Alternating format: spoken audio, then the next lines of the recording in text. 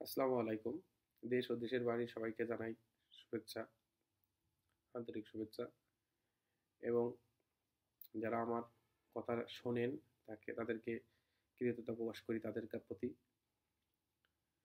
আমি আজকে যে বিষয় নিয়ে কথা বলবে, হঠাৎ সয়াবিন তেলে ৳৮ কেন বাড়ল এবং সেই বাড়ার মূল কারণ কি? আপনারা জানতে পারবেন যে বাংলাদেশ ভারতের সম্পর্কর কারণে অনেক কিছুই উল্টোপাল্টা হয়ে যাচ্ছে। কারণ বাংলাদেশে ৫ তারিখের পরের থেকে যে অবস্থা হয়েছে, ডলারের রেট, ইন্ডিয়ার রেট সব কিছুই আমাদের তা কমে যাচ্ছে এবং অন্যান্য দেশের তা বেড়ে যাচ্ছে এবং ইন্ডিয়ার থেকে নিয়ে আসতে গেলেও সেটা রেট বেড়ে যাচ্ছে।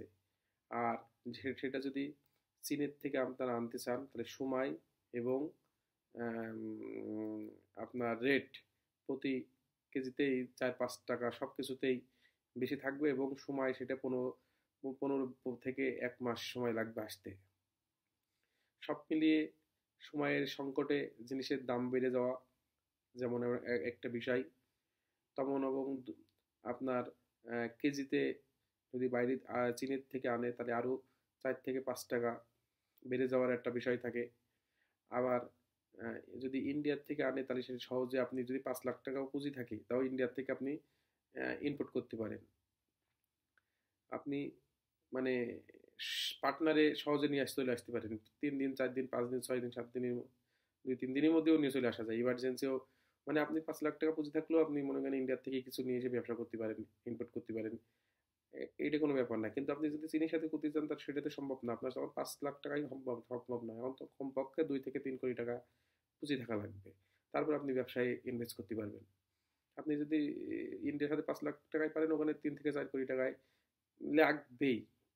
মানে তখন সময়ের একটা ব্যাপার থাকবে। সব মিলিয়ে ঝিলিয়ে মানে সব কিছুতেই জিনিসের দাম বেড়ে যাবে।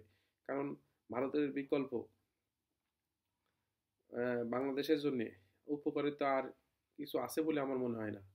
কারণ ভালো মন্দ মিলিয়েই প্রতিবেশীকে আপনি পাল্টাতে পারবেন না এবং প্রতিবেশীর সাথে ভালোভাবে সাথ দিয়ে এবং যতটুকু সম্পর্ক রাখা যায় তার মধ্যে ভালো সম্পর্ক রেখে আপনার কতটুকু লাভ করা যায় সেটুকুই আপনার খেয়াল রাখা উচিত। কারণ বাংলাদেশ এমন কোনো ইউরোপ দেশের মতন হয়ে যায়নি সব কিছুতেই স্বয়ংসম্পূর্ণ। আপনি বাংলাদেশ অনেক পিছিয়ে আছে বাংলাদেশের রাজনীতিবিদদের কারণে এবং এই রাজনীতিবিদদের কারণেই বাংলাদেশ আজকে ইউরোপের মতন বা বড় একটা কান্ট্রির মতন হতে পারেনি, মালয়েশিয়া সিঙ্গাপুরের মতন দেশে হতে পারেনি। কিন্তু আমাদের অবস্থান, আমাদের দেশের অবস্থান সব মিলিয়ে ঝিলিয়ে আমরা যে সুন্দর পরিবেশে আছি এবং অনেক উন্নত করা যায়, এটা মনে করেন বিগত সরকারদের আমলে একচেটিয়া এই সরকার আসা ওই সরকার যাওয়া, ওই সরকার আসা ওই সরকার যাওয়া, এতে দেশ উন্নয়ন হয় না, কোনো কিছু উন্নয়ন হয় না। সেই ক্ষেত্রে আমরা আমাদের জনগণই আমরাই খারাপ। সবাই ভালো থাকবেন, সুস্থ থাকবেন। বিষয়টা আশা করি বুঝতে পেরেছেন। আসসালামু আলাইকুম।